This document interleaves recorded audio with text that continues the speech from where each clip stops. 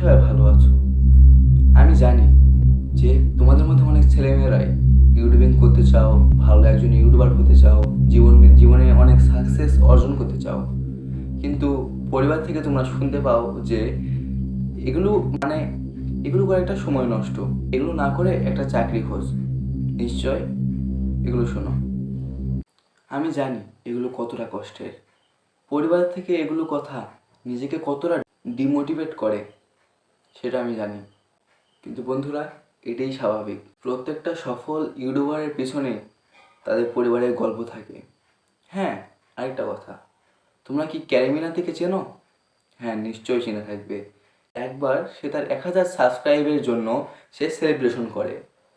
কেউ কি জানতো যে সেই একদিন কোটি কোটি মানুষকে হাসাবে? মিস্টার বিস্ট মিস্টার বিস্টের আগের ভিডিওগুলো তোমরা কি দেখছো?